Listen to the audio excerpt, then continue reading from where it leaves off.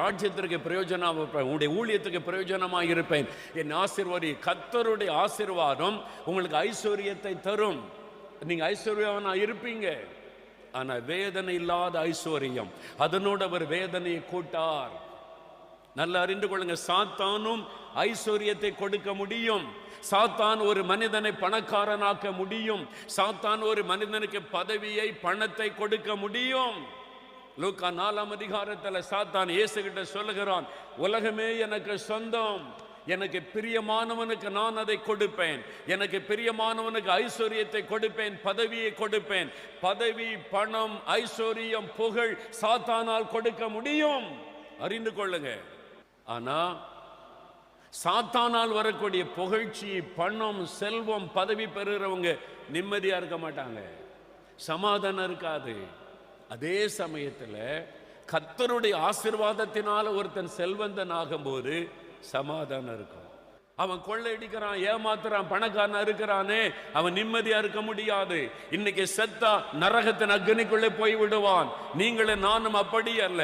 கர்த்தருடைய ஆசீர்வாதம் ஐஸ்வர்யத்தை தரும். அந்த ஐஸ்வர்யம் கர்த்தருக்காக, இந்த ஐஸ்வர்யம் தேவனுடைய ராஜ்யத்தை கட்டுவதற்காக, இந்த ஐஸ்வர்யம் தேவனுடைய ஊழியங்களை நிறைவேற்ற நீங்க கொடுக்க கொடுக்க கொடுக்க கர்த்தர் மேலும் மேலும் உங்களை ஆசீர்வதித்துக் கொண்டே இருப்பார். அதான் ரகசியம். அதே 1 தீமோத்தேயு 6:17-18 வசனம் வாசிங்க.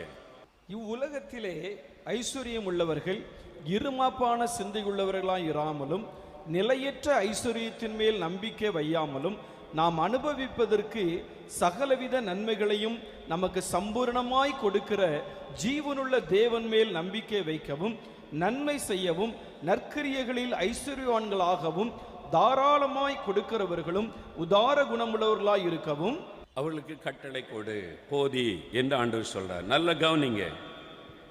இவ்வுலகத்தில் ஐஸ்வர்யம் உள்ளவர்கள், இருமாப்பான சிந்தை உள்ளவர், பணம் இருக்குது, கோடீஸ்வரன், என்ன வேணாலும் செய்வேன், இருமாப்பு உலகத்தில் உள்ளவங்களுக்கு. ஆனால் தேவனுடைய பிள்ளைகள் தாழ்மை. அந்த பணத்து மேல நம்பிக்கை வைக்காருங்க. எவ்வளவு ஐஸ்வர்யம் வந்தாலும் அது மேல நம்பிக்கை வைக்காருங்க. பணம் இருக்குது, சாதிச்சிருவேன் அப்படி சொல்லாருங்க. எனக்கு இயேசு இருக்கிறார், அவர் பார்த்து கொள்வார். அவர் மேல நம்பிக்கை, விசுவாசம். உங்களுடைய நித்திய ஜீவன், உங்களுடைய ஆத்மாவை குறித்து கவனம் செலுத்துங்கள். இன்றைக்கு மரித்தால் நீங்கள் பரலோகத்துக்கு போக முடியுமா? இன்றைக்கு மரித்தால் நீங்கள் தேவனோடு இருக்க முடியுமா? அதற்கேற்ற நிலைமையில் உங்களுடைய ஆத்மா ஆயத்தமா இருக்கிறதா? பரலோகத்திலே நீங்கள் பொக்கிஷங்களை சேர்த்து வச்சிருக்கிறீங்களா? பேங்க்ல பணம் சேர்த்து வச்சிருக்கலாம், வீடு வீடா வாங்கி வைத்திருக்கலாம். பரலோகத்திலே பொக்கிஷத்தை சேர்த்து வைத்திருக்கிறீர்கள்.